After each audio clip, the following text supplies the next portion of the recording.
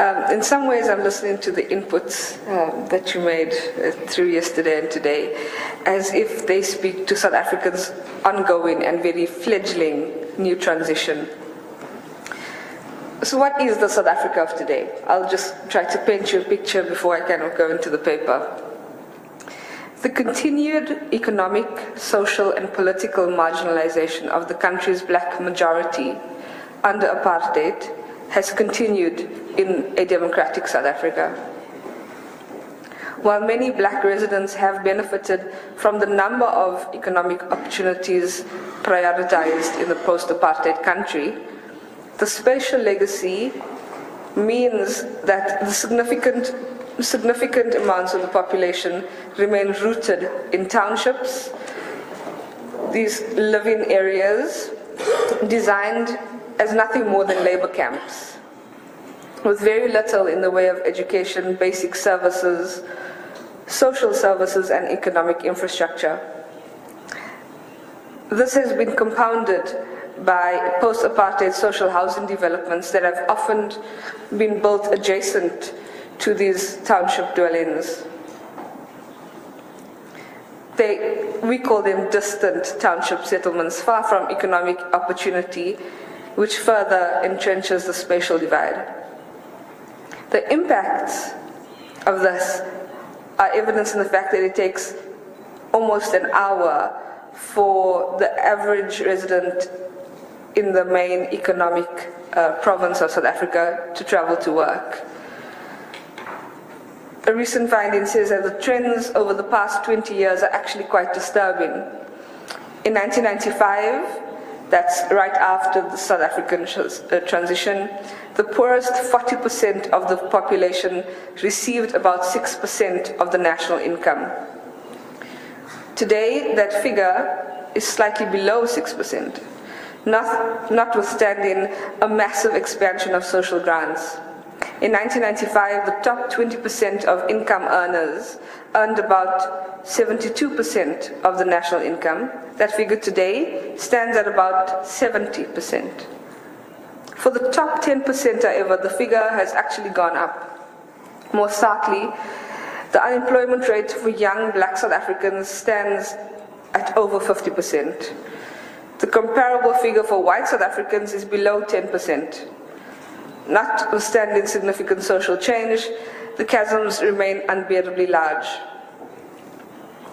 Just to give you a sense, this is from some research that my institute is doing, and the GCRO is part of a partnership between two universities in the main province in South Africa and the provincial government. So this research is based on work that we've been doing, and we say if South Africa was a village of 100 people, 24 of them would live in this main province. 4 of them would have no education at all. 18 have a qualification after high school. 80 people live in a formal dwelling, which means 20 people live in an informal or slum dwelling. 4 people don't have a flush toilet.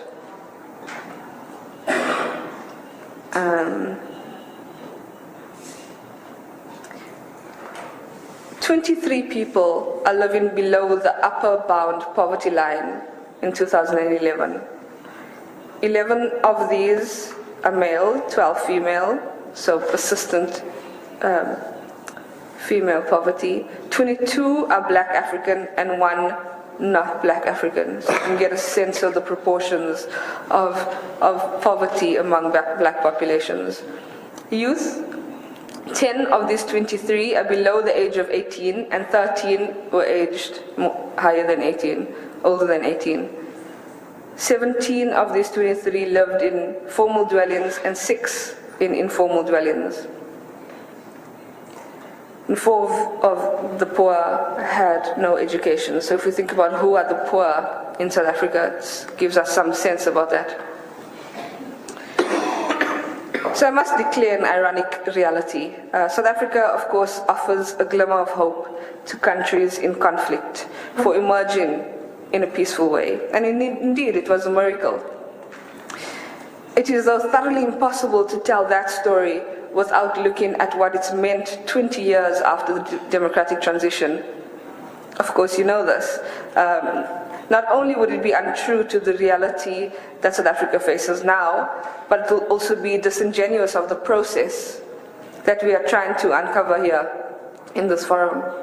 It doesn't mean that South Africa should not be looked at as a good example or as a hope to academics, public intellectuals, or activists that are by pen or by sword fighting the fight and struggling for a more just society.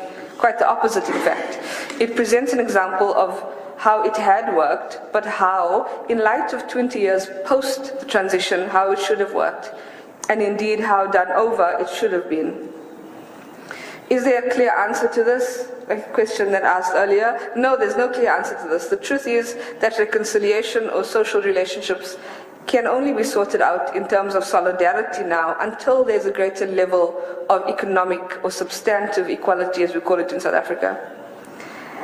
And crucially, this is a question of leadership and a commitment to redress, but doing so in a way that does not alienate or ostracize other South Africans. And that's the kind of rationality. So in this paper, I do not focus on the TRC, nor too much on the narrative of the negotiated settlement, that kind of moment, which has a much longer political narrative attached to it. The universal lessons that emerge from this period, though, remain salient for leadership transitions across the world. So I focus here on the means for building an equal society, even though I show later that there's no agreement on what equality even means. So how to address the inequalities was always a concern in the South African struggle, and particularly an issue to do with leadership. How the struggle for equality was rationalized is the particular focus of this paper. In South Africa, the history of non-racial cooperation, as I said earlier, it's good to kind of look a little bit to the back to figure out where we are now. The history of non-racial cooperation and solidarity was not only a movement for change, but also itself an ongoing struggle. So long before the negotiation, the CODESA and the Truth and Reconciliation Commission, the fight for unity among leaders was in some ways the most important fight South Africa was facing towards a future equality. It was the creation of a non-racial, and by non-racial I mean a group of people united beyond their classifications. It was a group or a cadreship of individuals who were part of the African National Congress and other Congress movements. The ANC became a home for all. Now this is key to how it is now. Questions about whether the ANC is still a home for all. I'll skip over a little bit. There was a commitment to forging a united front against apartheid. There were indeed ideological differences during that time in the 1940s and 50s. As you know, one of the main ones was the question of violence.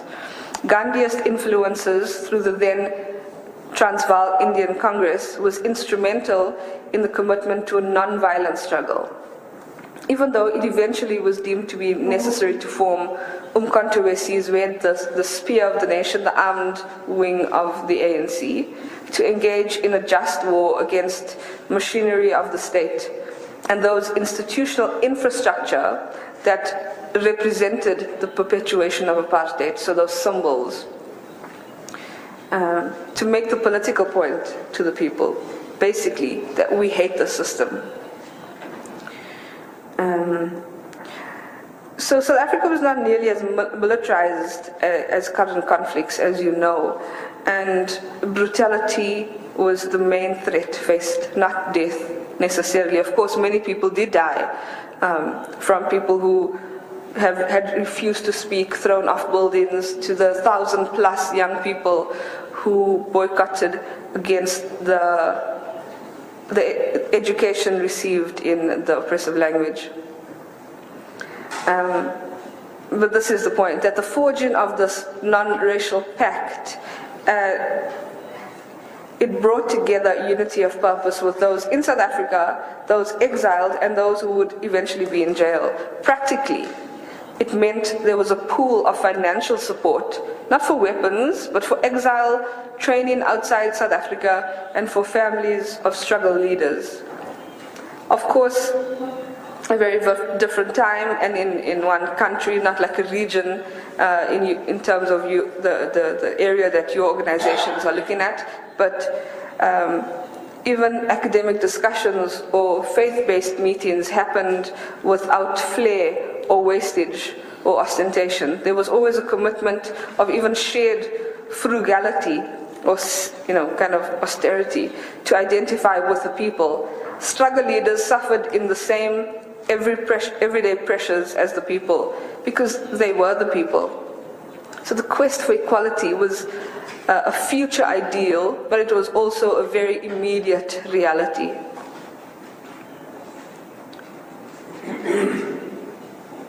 If we ask the question, why did the negotiation work? It worked because it had to work. The leadership in prison knew that South Africa needed its leadership. To quote Michael McDonald, Umkhonto we Sizwe, the armed struggle, served an unanticipated purpose. In establishing the ANC bona fides, it positioned the ANC to negotiate on behalf of a township rebellion that originated outside the African National Congress. In some ways, I'm going to quote Mondani here, the great myth of the South African transition is that it was driven by the Truth and Reconciliation Commission. The TRC was designed as a surrogate Nuremberg, where the opponents of apartheid sat in judgment over its operatives. Like Nuremberg, the TRC claimed to have granted amnesty for truth, should also have been seen as a performance. It is not the TRC, but CODESA, which made for the real political breakthrough in the South African transition. CODESA, as you know, is the Convention for a Democratic South Africa that included a commitment, a declaration from different parties to bring about an undivided South Africa, to heal the divisions of the past, to strive for the quality of life for all its people. And so it had these principles. It was an agreement in spirit affecting the future, but it was an immediate settlement for a unitary state. So it was a political agreement. For the most part, the result of the pursuit of national unity at the expense of economic and social restitution. This came with its own maladies. Colin Bundy famously commented that the Truth and Reconciliation Commission, while groundbreaking in its aim to gain psychosocial healing from the past, unwittingly created a de-racialized insider, where race wasn't important, once you have told your story, and a persistent black outsider. So it created this kind of divide, even in South Africa, of people who had overcome their kind of past by telling it, and those that hadn't.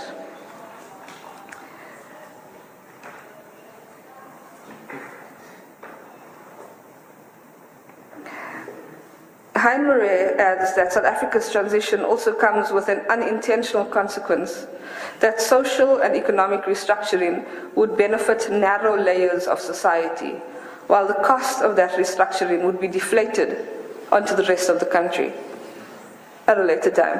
And we're facing that right now. Whether this would be a de facto or just a perceived situation, he argued that a transitional democracy without absolute winners or losers and with a prolonged period of contestation was really going to be at the detriment of a future South Africa. The negotiation did not foresee the nature of contestation as we do have now.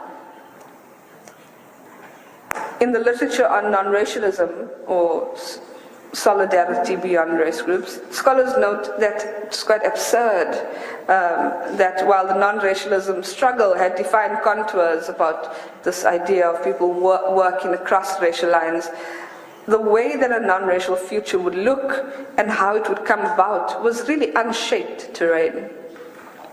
The ambiguity of what South Africa and what South Africans would become is its most persistent feature, this ambiguity, a sense of uncertainty.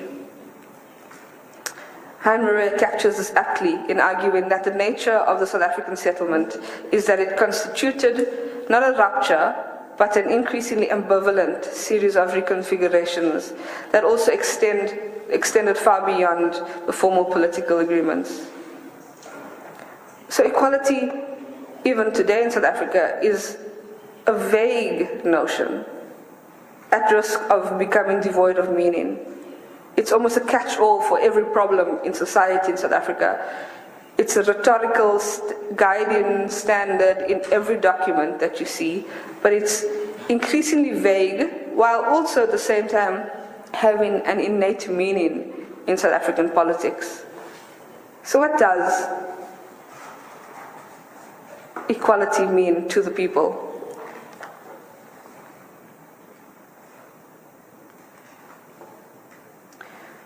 Before I read that one out,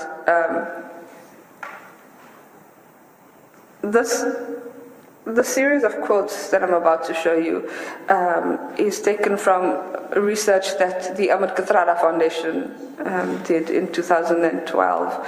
If you know Ahmed Kathrada, he was on Robben Island with Nelson Mandela, and recently his organization initiated the Free Marwan Baguti campaign.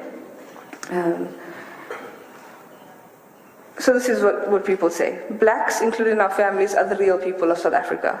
They see themselves as South Africans, though the most important thing that gives you life is to have money. Though we are poor, it makes you wonder why you should be poor in your country, South Africa, when other South Africans have so much money. This won't stop us from being South African, though. We will always be South African. And that was from a focus group of employed African males.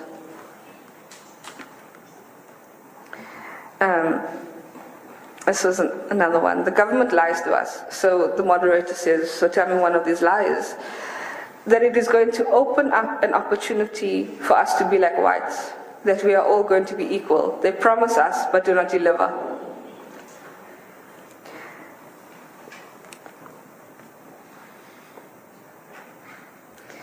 So in South Africa, colored means mixed race, and it was classified under apartheid as a particular population group. So it's not a derogatory term as it may be elsewhere. Yes, because everything now is just going for the blacks nowadays. Another quote, we feel like the lesser person, but on that same note, we are equal and they don't want to accept that we are equal. Another quote by African females, I grew up under the oppression. They say we should forgive and forget, but how do you do that when you are standing in one place and they are moving forward?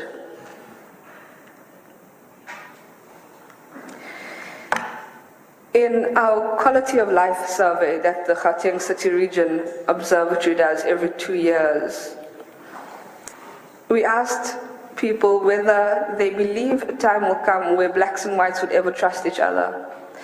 In total, 66% of race groups disagreed that it would be possible. They basically said, there will never come a time where blacks and whites will trust each other, and that was last year in our survey.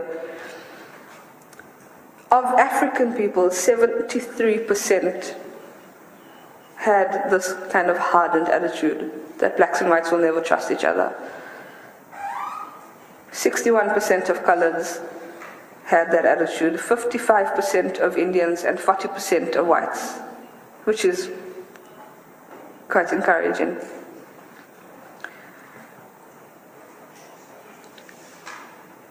What does it mean for South Africa now? In South Africa, there's an increasing balkanization of society. There are high levels of social distrust.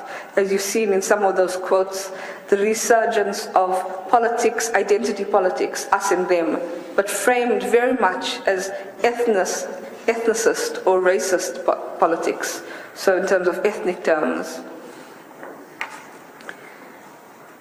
Economic inequality has meant that people put their demands for rights or education or jobs against the rights of others.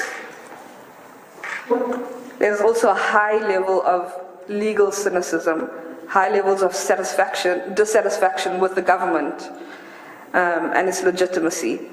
Now, that links to what I said earlier about this crisis for the very leadership that brought people together, for the African National Congress.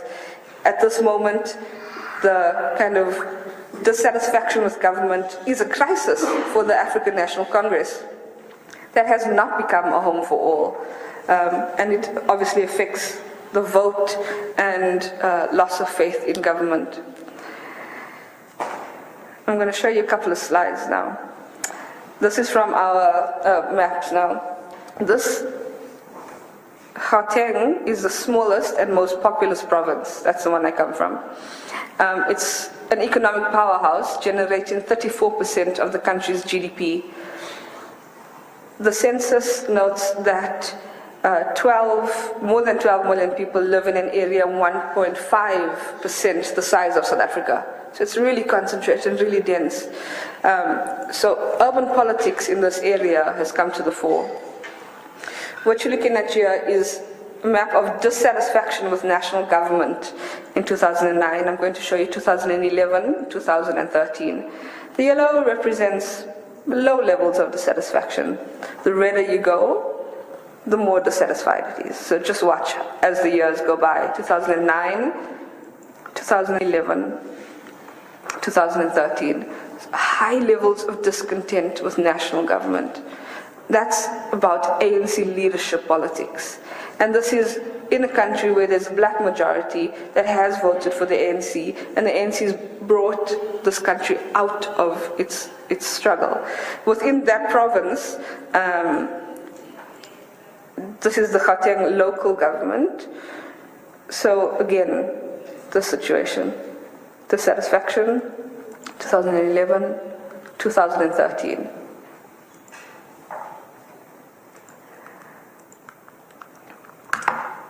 Equality alone is not the guarantor of social cohesion or legitimacy of the state.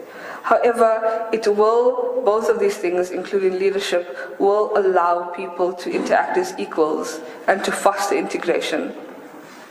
As Gary Young argues, quote, "As far as it goes, integration is a great thing. The more contact you have with different kinds of people, the less potential there is for stereotyping." Economic inequality and equality for opportunity remains a challenge in South Africa. It's an urgent and continuing task that requires all South Africans, young and old, black and white, to tackle. The situation of equality is not just about people to people, it's about how society interacts with the state. So persistent inequality means that there's growing dissatisfaction with the government, and increased violent protest towards the government, even though people have access to services. In much the same way as non-racialism meant cooperation and solidarity against apartheid in the 40s, 50s, and 60s, it must now also be an attempt to muster and nurture cooperation around issues of economic redress. This is where it's at in South Africa. The contemporary meanings of non-racialism and moving away from racial politics do not mean that the idea of solidarity should be done away with. But if it's going to work as a social practice, there needs to be understanding and acceptance of the terms of bringing about economic benefit for a greater number of disenfranchised black South Africans. And that's where South Africa's change and challenge clearly is right now. Thank you.